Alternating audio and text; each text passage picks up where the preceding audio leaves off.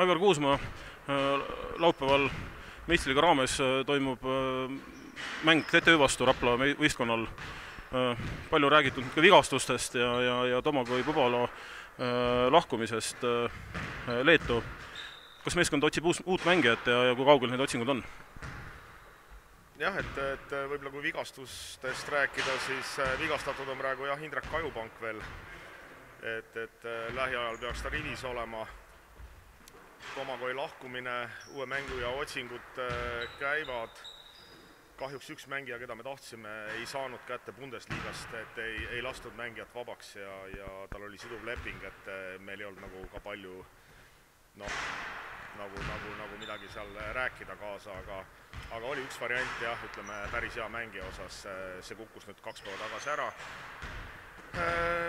Silmapiiril olevad mängijad praegu kahjuks on rohkem niisugused 3-4, et otsingud käivad ja ei ole lähedal praegu. Nüüd kui rääkida mängust TTÜ vastu laupäeval, siis meistriliiga mängust viimases võitsite TTÜ-d, kuid karika arvestuses 2 mängu kokkuvõttes jäime alla TTÜ-le, et kuidas seis on ennem mängu TTÜ-ga? Siin on jälle nii, et karikamängud hooaja algul ja võistkond ei olnud veel nagu täisrivistuses, siis kui me olime täisrivistuses, meil õnnestus TTÜ-d võita. Nüüd me oleme jälle samas situatsioonis, kus me oleme nagu poolikud.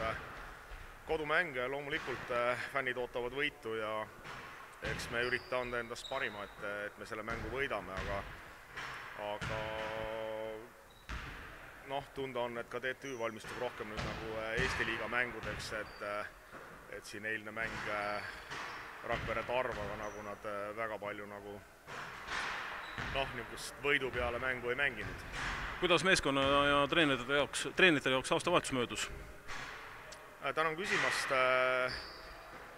Ma arvan, et me kõik saime üksteisest natukene puhata ja kui kokku saime, siis kõik olid nagu tõsiselt meelestatud.